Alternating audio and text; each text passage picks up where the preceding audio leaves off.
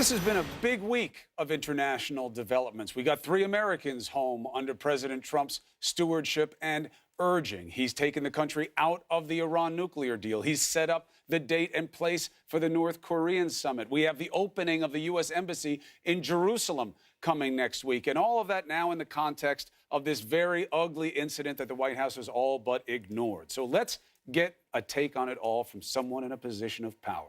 Heather Nauert, acting Undersecretary of State for Public Diplomacy and Public Affairs. She traveled to Pyongyang with Secretary of State Pompeo this week to secure the release of 3 American detainees, a mission that was, of course, successful. Heather, thank you for joining us. Good morning, Chris. Great to see you. All right, let's dispense with something that should be pretty simple. Do you believe the White House should come out and say what was said about John McCain is wrong, shouldn't be said, it's mean, and should the president echo that message and right away? Chris, I'm not exactly sure what you're referring to. We here at the State Department have been focused on the issues that you mentioned earlier.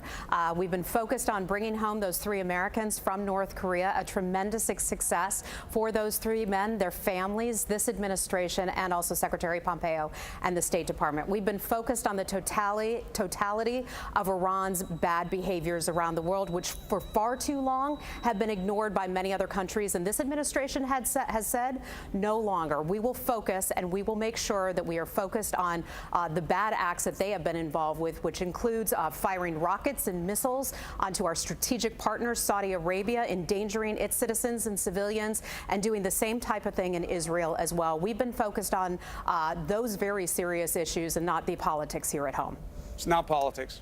Everything you just said is really important, Heather, and we're going to touch on all of it. I promise you that. Chris, I don't know why you want to start this being argumentative. I'm not being argumentative. Let me just say, it's a pretty easy question. I'm letting you say what you want in response. That's your choice.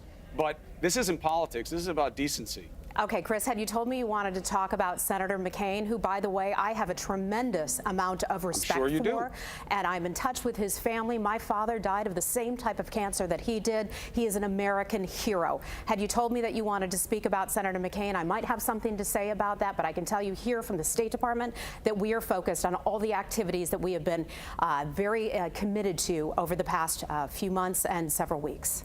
All right, but obviously, when something like that is said, and we have somebody who's a state official with great authority and insight into how matters like this should be handled. Chris, again, that's why I'm asking you. I'm not you can't expect not to be asked about this, Heather. We both know that. You did this job. I'm not familiar with what you are referring to. If you want to send me a You're not familiar with what was said about he's dying anyway by one of the White House staff in a meeting? It's been all over the media for the last 24 hours? I've seen that. I don't know this individual. I don't know this individual. I've seen that. Now, thank you for telling me exactly what you were referring to. I don't know this individual who allegedly said that. I'm not familiar with it, and I'll leave it at that. Okay. Let me ask you what happened about with the detainees. So they're brought home. That's unqualified good news, and the administration deserves the bravo. Amazing that you went over there with the secretary and got it done. What does that mean in terms of how the context of the U.S.-North Korea relationship is perceived? Because the president said Kim Jong-un was excellent here. Now, that seems to go beyond flattery, right? Because he took them wrongfully in the first place. What's the strategy there and how to deal with Kim Jong-un and what to say about him? Well, look, I think it's a positive step in the right direction that the 3 American prisoners were released. We had said to them all along that that is something that we would want.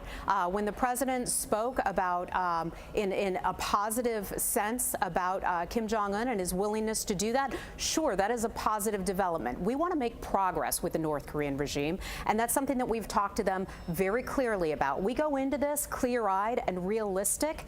Obviously, they have their nuclear program, which is a tremendous concern to the United States and many other countries around the world, as we have achieved in our maximum pressure campaign of getting people to kick out North Korean diplomats, all around the world. That has put pressure on North Korea. Now North Korea is coming to the table to have these conversations. This administration has made more progress in the past 8 weeks on North Korea than other administrations have in the past 8 years. We think we are on the right footing, we are on the right track, but still we go into this clear-eyed and realistic. Well, I think we've been here before with North Korea. We haven't gotten here this way. The president says he believes his tough talk is what got us to this point. And let's say that's true. Let's say that's exactly why we're here. Let's say it's the only reason. That's why I ask you about the principle of what you ignore, you empower. If you talk about... Excuse me, what I ignored? I don't know what you mean, I'm not Chris. talking about you. Well, you ignored the question that really matters about what's going on in the White House and treating McCain in such an undignified way. But Chris, the president is ignoring Kim Jong-un's record. For you very clearly. I don't think so, but we've moved on. I'm just saying, I'm giving you proper context for this question. Okay, go right ahead, Chris. I'm talking about what the president seems to ignore by saying Kim Jong-un was excellent here is that record of human rights abuses and the fact that he took these people wrongfully in the first place. So I'm asking that balance. You know, how do you balance the tough talk with having a forgiving perspective to try to promote peace? You know, look, that is your word, forgiving. This administration is hardly forgiving. We've been tough on North Korea. No one takes issue with that whatsoever. The State Department recently put out its human rights report, where we took North Korea to account for its human rights abuses, which are well documented. So I think this administration has been significantly and sufficiently tough on North Korea. I'm proud to stand behind that. And you say you are going into a clear-eyed, and that's an important perspective also. So, well, that is something the administration has said, and Secretary Pompeo has said as well. He's been tough. The administration has been tough in its dealings with North Korea, and we are committed to the complete, verifiable, irreversible denuclearization of the Korean Peninsula. We've been clear with North Korea about that, and we've also been able to paint for North Korea that they have an opportunity to have a very different kind of future if they commit to denuclearization and they actually follow through on that. And that is, they could potentially down the road have access to capital markets. Envision a country, which, by the way, let me say, is a beautiful country. Envision a country someday where people are able to visit, where you have hotels around the world, where you have visitors from coming around the world. That's part of what Secretary Pompeo had painted for Kim Jong-un, that they have a brighter future ahead of them if they follow through on their commitments. The idea of what America's willing to give, where in the process would you see reduction of force on the peninsula? Is that something that might be up front, or is that something that would have to be much later on after you'd gotten guarantees of performance on the Korean side? Chris, I think we're getting ahead of ourselves. We have U.S. forces, obviously, in South Korea and Japan. As far as I can tell, there's no change in that whatsoever. That would be something. The president brought it up. That's why I asked. Let me finish. That is something that the Department of Defense would decide, and I think we're just getting ahead of ourselves at this point right now. Well, I ask you because the president brought it up as a potential thing to do right now. And I gave you an answer, Chris. Oh, no, I got it, but I'm not suggesting it. The president suggested it, so if someone got ahead of it, he did. The Iran and Israeli situation, is there any concern that pulling the United States or threatening to pull it out of the Iran deal precipitated or helped provoke the actions that Israel's pointing out now in terms of missiles that were launched from Syria into the Golan Heights? You know, it's unbelievable that some would try to blame the United States for Iran's actions. It's unbelievable that others would try to blame Israel for this. Iran is responsible for many bad acts around the world.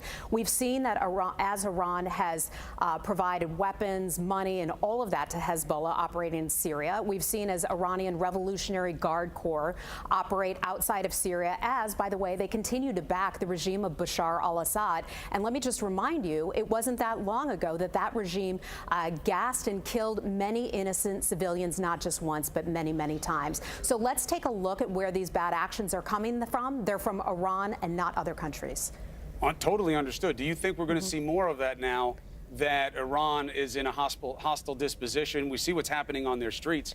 We see them burning the American flag. We have seen them in a hostile disposition for many, many years, and no one knows that better than our folks here at the State Department, when back in the 1970s they held many of our people hostage for far too long. So you don't think what they did in the Golan Heights had anything to do with them feeling like it's time to be more muscular and more militaristic? I'm not going to assume why Iran is doing what it does. I can just say that there has been a long history of Iran's terror actions and its bad acts. And we can look to another example, and that is their backing of the Houthi rebels in Yemen, for example. I was just with Secretary Pompeo in Saudi Arabia just a week ago, in fact. And when he was in Saudi Arabia, that was one of the big conversations that was being had about those Houthi rebels supplied by Iran firing rockets and missiles into Saudi Arabia, threatening their civilians.